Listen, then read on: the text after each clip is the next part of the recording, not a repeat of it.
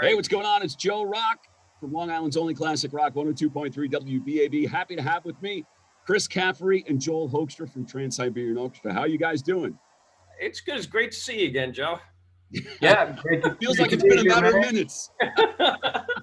Thanks for taking the time out, dude. Appreciate the support. Always. So pumped. Saturday, December 18th, new UBS Arena at Belmont Park, Trans-Siberian Orchestra. How pumped are you guys to be back? It's awesome. I mean, this whole tour has been really exciting. And I know for a fact, as far as I go, this is like a new playground on Saturday. So I'm really excited about getting the chance to get to that brand new arena because, you know, not that we don't like playing the old ones and I didn't like Nassau Coliseum, but it's something that's a lot different. You know, when they moved us from outside of Detroit to the new Little Caesars Arena in the middle, it's always like I said, a new playground. So the tour's been amazing and it's going to be a lot of fun. Yeah, it's amazing to see the level of support that we're getting. The fans are like back in mass. I mean, I didn't know what to expect in terms of like turnout at these shows, but the crowds are just huge. The support is great. It's awesome to look out and see all the familiar faces, all the fans that have supported us over the years, you know, that we've gotten to know that are our friends. And it just feels like one magical reunion. Well, you know, you were talking about the new arena, Chris, and, you know, I have to ask, being that the Islanders have hit the ice at UBS Arena, will you have your Islander jersey with you? Absolutely. The jersey, I have a road case that's full of hundreds of jerseys from all the different years. And some of them I really can't wear anymore because some of the players might have left for more money or something. And then some of the teams might not even be there anymore. So I'm actually kind of feel old with that one because I've outlasted some of these teams. So it's definitely interesting in that way. But I definitely have my Islanders jersey. Now, one of the important things about Trans-Siberian Orchestra has always been the charity aspect of it. And, you know, that continues this year. When did that start? When did that become such an important part of what you guys did? Well, that's something Paul wanted to do at the very first show, you know, and he'd come to me and just said, why don't you go up on stage and tell everybody that we're going to be giving money for each ticket sold. And we've done it since the very beginning. And I believe we hit $18 million that's went back throughout the, you know, almost 22 years since we started touring. And, you know, Paul, I know for a fact he's done a lot of this on the side that you don't even see on that stage. It'd be instruments for schools or other, you know, different charities that are in the towns. Maybe it was a charity that didn't get a chance to work with the radio that year that he knew that, you know, people might have approached us and asked for help with, and Paul would go and the O'Neill family would still make that happen. Yeah. Well, you know I've told you the story about one of the years when you guys were playing here on the island. I had a chance to interview Paul prior to the show, and I told him the story behind the charity, which was a guy at 17 years old was in a pediatric wing of a hospital with cancer, and some little girl brought him back a present from Santa because he couldn't go down there. And from there, he started the foundation, and that's what the money was going to. And when I told Paul that story, he's like, give him an extra 25 grand. And I was like, you know, and that just says something really about the whole organization that you guys are. Yeah, that's pretty amazing too, with the situation being that particular charity, because the very first show we ever played with TSO was at the Blythedale Children's Hospital in the New York area. So our first show ever was going into and playing for the children in that hospital. And I always tell everyone it was a great experience for us being able to play, but it was really humbling. I mean, because at that point in time, you realize that, you know, maybe if you hurt a muscle on stage or you had a hangover or whatever the case may be, that any kind of problems that you might have normally thought you have, they were basically non-existent when you see what these little, you know, 3, 5, 6, 7-year-old kids were dealing with, you know, having to fight cancer and things like that at those ages. So it's a blessing to be able to help those people too. And we do a lot of work for children's hospitals throughout the year. So it's a good thing. Well, you know, the last time that we spoke before one of your shows was 2019. We did it backstage. Obviously, it didn't happen last year. It's not happening in person this year for obvious reasons. So you guys took a year off. You did the live stream. Joel, you didn't get to play as part of the live stream. So what was it like to not have that aspect of your holidays there? Yeah, it was definitely one of the things of the COVID era that hit the hardest, of not being able to do Trans-Siberian Orchestra, just because, I mean, it's such a tradition on so many levels. It's like not just the fact that all the guys in the band are like my friends, and we're also tight, and we have this amazing bond now that we've been working together for, I've been around now about like 11, 12 years. Chris and Al been there all the way since day one, so totally full support. Both smoking guitar players, got no problem with them being the guys for the live stream and all that kind of stuff. I'm just glad to be part of the live picture, and but it hit hard just in terms of missing the tradition. That's all. Just not being able to see the fans. So many of we have a different relationship with our fan base than most bands because of the signing line. We see them every year, and it's a tradition. So they bring us gifts, and I feel like we have a much more hands-on approach in terms of having relationships with our fan base with TSO than most bands would. So I miss seeing all them, and it's this year. Yeah, we might not be able to do the lines right now because of COVID, but you know what? I still see them all out there, and you still see their faces. They're all still showing up and showing their support, and it still definitely warms my heart to look out there and see these people that I've bonded with over the past 10, 12 years being around here. So it feels amazing to be back out and back up there. Yeah. Well, and they post the pictures from 2 years ago, so we all look 2 years younger than we actually are right now. Well, but you did do the live stream last year. You talk about tradition. It was able to keep the tradition up for the fans. And, Joel also mentioned Al. So, Chris, I mean, you've been there from Sabotage into Trans-Siberian Orchestra. And last year you did the live stream, and you got to be on stage with Al Petrelli, who was your bandmate who you played with in the past, who over these years with TSO becoming two different touring entities you hadn't played with before. So did that take that to a special place, being able to play with him again? Well, actually, when we did the 4 years of the Beethoven's Last Night tours, we kind of reunited to that original lineup. Okay. And this was the first time I had played one of the winter tour concerts with him. So it was the first time I did the very first show we did Christmas Eve and Other Stories. So this was the first time I did Christmas Eve and Other Stories with Al since 1999. So that was definitely different. I mean, for me, I know that with Joel, like you said, he wasn't able to get to be there. It was a Band-Aid for me in a lot of ways to be able to go and be a part of that, even though it wasn't everybody and we didn't get to be live in front of crowds, just to be able to show up and rehearse and play that music and see a lot of my friends. And because we always see the West Coast band when we're rehearsing anyway, we all show up. So, there was a lot of people and a lot of our friends and family that we got to see. And for me, it was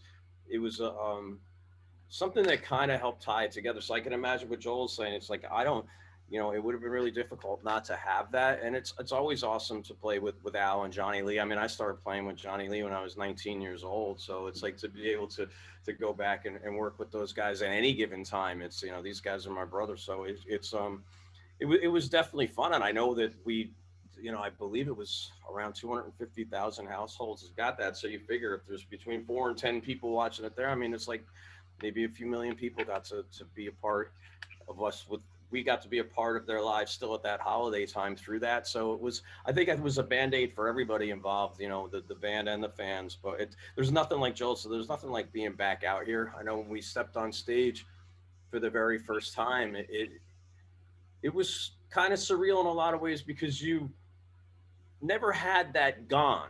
We went since 1999, and every one of my Novembers and Decembers there was a TSO tour. Regardless, it was just something that happened every year. It was like Halloween, Thanksgiving, Christmas, and it was always TSO tour. It was just on your calendar. And all of a sudden last year it was like Halloween, Thanksgiving, Christmas, and there's no TSO tour. And I was like, all right. So I think the fact that you had a chance to see what life was like without it, and it was really different. And it's definitely special, and I feel blessed that it's back out here, and hopefully everything stays the same next year, and we continue. But it was something that was a huge part. I mean, that the band and the fans and everything, that's our families at Christmas time. That's what we saw for years and years and years. And then, it was great to get home, and I decorated a lot at Christmas. It took me till about the end of March to take everything down. But I mean, I don't necessarily want to do that every year. Yeah.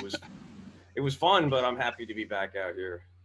Yeah. Well, And definite shout out and props to to the O'Neill family and our management for doing everything they can to keep the tradition as strong as it has been over 2020 and now 2021. I mean, they're really working so hard to be able to make everything to do the live stream. I think was even though I wasn't a part of it, I think it was incredibly important just to keep that annual connection with the fans and show that we're there and we care, and then to be back on stage this year, and to be able to, just do anything and everything that we can to keep it moving. I applaud them for doing such a great job of getting us out and making sure that we're all safe in doing so. And we got a couple weeks to go here, so fingers crossed, man. But we're all doing everything we can to be safe. Everybody should stay safe out there, and let's get through this. But the tour is it's amazing. The turnout and response has surpassed all expectations. I didn't know what to expect coming in, but the vibe is there. The vibe is in the room of 2019. It's definitely not. They had a lot more to set up. It's normally like, okay, you book the hotels, you book the venues, you book the catering, you book the lights, the lasers, the sound, and prior. Like now we have to book COVID the police, this and that, and the other things, and all those things they had to go through was an incredibly large amount to do, especially even last year with the live stream when everything was brand new and everybody was putting it all together. And I would speak to management and the O'Neills, and like Joel said, the amount of work that everybody had to do to make sure that had happened so we could go there and do it. And and we're still doing it out here, and everybody's staying smart and healthy, and it's a lot different, but it's on that stage. Once those lights go down and we start, we're TSO in concert, and it's just something that I can't get that from anything else. So it's really fun to be able to go back up there and just, you kind of, you breathe easy and you're like, we're back out. And it's just fun for me. Yeah. Well, here it comes, Saturday, December 18th, new UBS Arena, Belmont Park. You guys are in the midst of the tour, and you already talked about right there, you talk about the lights coming down. So what was it like after that year off to step onto an arena stage and the lights go down and the show starts? Well, what's funny about some of it, in one weird way, this band has been together in its form for so long. We only had one different singer. So it was, to me, almost in a bizarre way that we had a really, really, really long time off after the tour before, because we walked back up there and it was kind of like we took a week off and we kept going because the band just felt the same. I mean, it was like it never stopped, even though it did, and that comes from the connections we had from the amount of years that we played together. And we all looked at each other and saw each other and just start smiling and laughing. And I think that that same thing happened with a lot of the fans, because a lot of those faces are ones, especially, when they released the tickets for the start of the tour, the fan club people, they get the first chance to get up in front. So, it kind of just all came right back in. So for me, it was kind of, I know we stopped, but in some ways I was able to feel like we never did, just because of what I had around me. If I had a whole entire new band and it was all different people, it would be like, this is different, but it felt the same. Yeah, first show of the tour, lights go out. First time hearing an arena roar when the band was introduced. So we're getting ready to go up on these lifts, and not very rock and roll to say, man, but just hearing that noise and that arena coming back, it like made me realize that there's been a piece of me missing over the last year and a half, even though I've stayed like really productive and tried to be, do my very best as a person to like keep moving forward and everything. There's no denying that you're missing part of your identity. And so just to hear that, I was literally moved to tears. I cried through the entire opening song. We're up on these lifts, and I'm just up there trying to see my frets because I'm, just bawling like a baby. And then, stepping out and playing Oh Holy Night was another moment like that for me. Just playing, having that moment of just stepping out with your guitar center stage, and it's such an amazing feeling to be blessed to be on this incredible stage, this incredible production with all these incredibly talented musicians who are my friends, and just to feel that all come back, man. I cried. It's not too cool to say, but I cried through those two songs. It's like a good solid 10 minutes of crying on stage during that first show. I'm kind of like the bus troll on tour, so I kind of dress because I'll lose things if I take them in the arena. So I went into the dressing room where the guys in the band were right before we started playing, and I walked up to them and tried to tell them how happy I was to be back, and I started crying and had to leave. I couldn't even finish my sentences. So it was just one of those moments where it was like, like I said, we never had that gone, and for us, it was just all of a sudden, poof, there was no winter tour. And it was one of these things where it's not that we never appreciated what we had, but we never had what we had disappear. And it was one of these things that when it was back, it was such a flow of emotions, especially like Joel said in that first show, that was pretty crazy. But we made it through, and we're doing really, really, really well out here as far as I think that the amount of people that are coming and just the full energy. It's got this feeling almost like it's the first time we ever toured. Some people are roaring and you're hearing the crowd in different ways live. They're just so happy to see it. It's awesome. Yeah. Well, guys, as a guy who's going to be in the audience, I can guarantee you I'm going to be moved to tears by what you guys do. We're so happy to have you back. Your audience feels like you guys as family, the way you feel about each other and you feel about us. So Saturday, December 18th, new UBS Arena, Trans-Siberian Orchestra. We're so glad to have you back on the road, and thank you for giving me all this time today. No, right back at you. Thanks for having us on, dude. Appreciate it. We can't wait to be there. And I know me and Joel both got a couple different new guitars, so you'll be able to watch and see what it is we dug out of the vault to bring to you this year. I got a new Jackson that I just got a hold of, and some other things that I hadn't used on the tour. And I know Joel's got a couple things he's bringing out this time. So yeah, well, next time what we do, like, make the visual spectacle. I'm adding into the visual spectacle with like parading out all these different guitars and everything. And hey, Chris, get a plug in for your Spirits of Fire record right now while we're on the interview, right? Chris has got a new record out, Joe. Come on. Cool. Well, tell me about. Do you have any videos?